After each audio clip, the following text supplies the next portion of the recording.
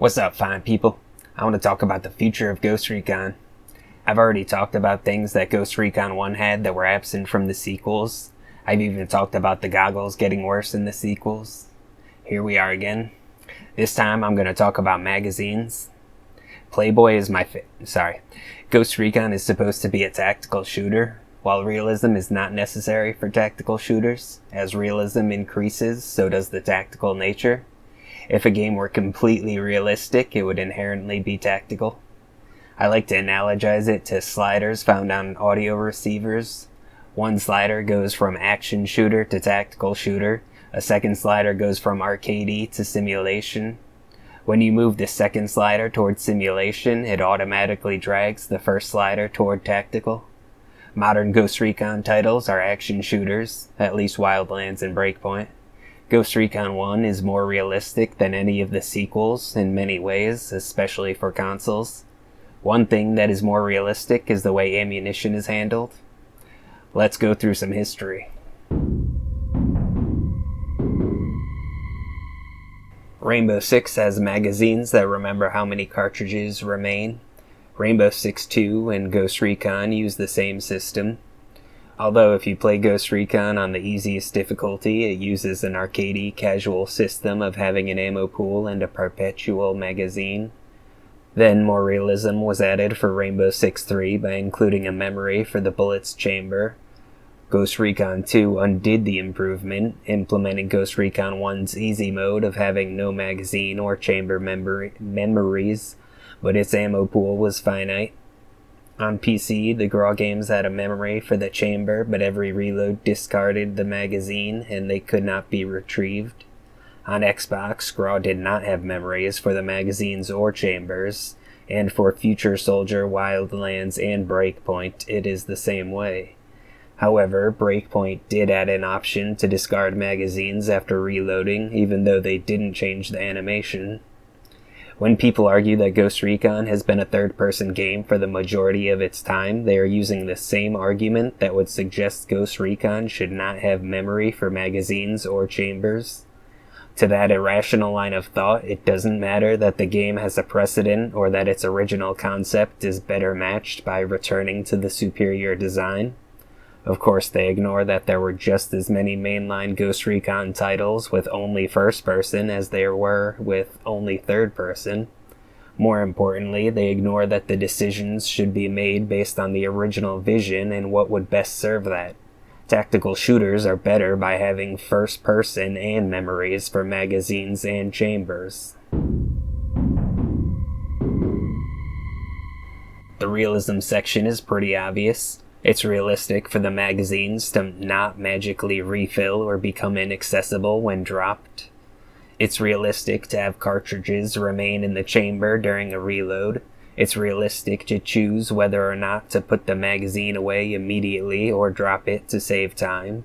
It's realistic to be able to consolidate ammo by unpacking partially full magazines to pack into other partially full ones. The modern Ghost Recon's casual approach to ammo management is pathetic. There are games that don't even market as tactical shooters, but have more realism than modern Ghost Recon titles. If Ubisoft wants to slap the Tom Clancy or Ghost Recon name onto a game, it should have a realistic magazine system. The majority of work needed to make such a system is easy. It's pretty clear that the gameplay for a self-proclaimed tactical shooter is better with the realistic ammo management. It gives players access to more tactics, it adds depth to the gameplay. It's almost unbelievable that Ghost Recon is still using ammo pools instead of a magazine system. I'm pretty sure there are a bunch of other action shooters that have memories for the magazines and chambers, and most of those don't call themselves tactical, simulation, or authentic. Ubi developers must be trolling. Why would they want players to only consider the total number of cartridges? That is for action shooters. It leads to players reloading after every few shots. Ghost Recon should be a tactical shooter, a game which requires real military or law enforcement tactics in order to be successful. Players should be considering magazines and chambers. Furthermore, it's long overdue for Ghost Recon to have an inventory system accessible during gameplay. Looting bodies for Blue 4, Op 4, Indy 4, and Civ Pop opens a wide range of gameplay potential. At the very least, it will be great to take the demo charges from a fallen ghost and complete the mission. Weight should matter. Gear management should matter. These things add depth, which adds to the tactical experience. Inventory systems are almost as necessary for a tactical shooter as smoke grenades and concussion grenades are. For a basic system that improves upon the past, future Ghost Recon games would work in the following way. Magazines would remember the number of cartridges remaining. Chambers would remember if they are full. The gun would be able to fire if there's a cartridge in the chamber, even if there's not a magazine inserted, assuming the real-world firearm works in the same way. Reloading would use the mag with the most ammo. There would be a reload with magazine retention and a speed reload, which drops the old mag during the grab for a new one. Players would be able to pick up dropped magazines. I would love to see a speed boost if the player hits the reload button during a window, as active reloads work in Gears of War. Instead, Ubi added the silly cover system from Gears. Ammo checks would also be a thing, and players would be able to tap the reload key during the animation to reload the weapon or double tap it for a speed reload. To make things better, Ghost Recon would finally have an inventory system. No, I'm not counting Breakpoint's system or any of the other ones. I'm talking about a real inventory system, and it should include a weight system. I don't think Ghost Recon has had a weight system since Ghost Recon 1.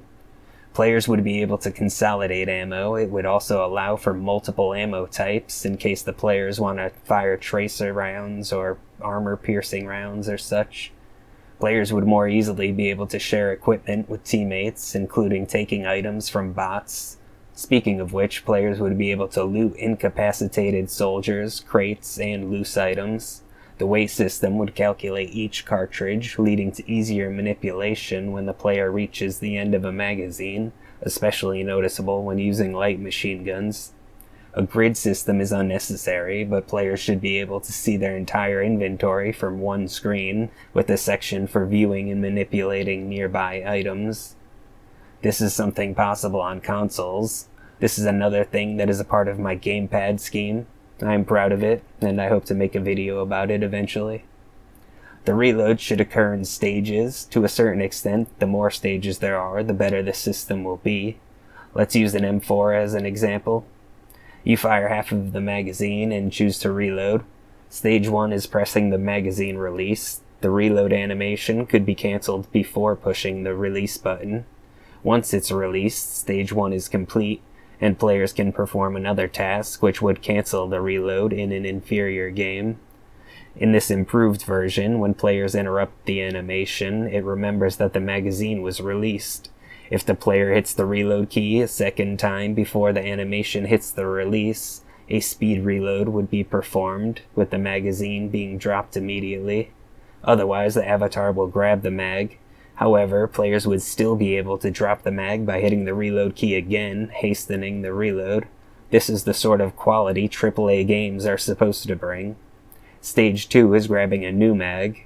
Stage 3 is inserting the magazine. If the animation is interrupted while the player has a mag in hand, it would be dropped for some or all of the animations, requiring the player to pick it up or lose it.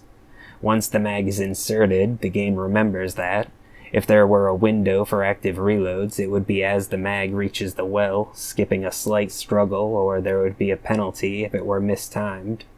I would find it interesting if there were another stage for checking the connection, if it makes sense for that firearm. If that were the case, the magazine could occasionally fall out if the animation is interrupted between inserting the mag and checking its security. Ignoring that optional stage, that would be a complete reload when a cartridge is already in the chamber. Otherwise, stage 4 would be required, and that is charging the firearm. Stage 4 would be necessary if the player shoots the chambered round while no magazine is attached. Some weapons might have more stages, such as LMGs. To summarize this, ammunition pools need to be discarded like a used magazine in the PC version of GRAW. It is a mystery to me that Ubi would take a realistic tactical system such as the one in Rainbow Six 3 and turn it into a garbage system that is for action shooters. It is inappropriate for a Tom Clancy shooter. Players should be thinking about ammo usage. They should be putting more thought into reloading than, is my magazine full and will I be shot if I do it now? If they keep shooting and reloading whenever, they should face consequences that would be a bunch of magazines with only a few shots left. If they keep speed reloading, they should face the consequence that is having no magazines left despite having entered the mission with plenty of ammo. To counter those consequences, players should be given new mechanisms. Instead of degrading the system of Rainbow Six 3, Ubi should have improved it by adding speed reloading, magazine retrieval, ammo consolidation, ammo checks, accurate weight, ammo types, staged reloads, and an inventory system that allows for sharing of items and looting. Sequels are supposed to improve upon what exists. Why is Ghost Recon 1 the best Ghost Recon? Why does Ubi make action shooters but then call them tactical? Why did they slap Tom Clancy onto these unrealistic games? Why do players accept this subpar junk? Why can't Ghost Recon be Ghost Recon again?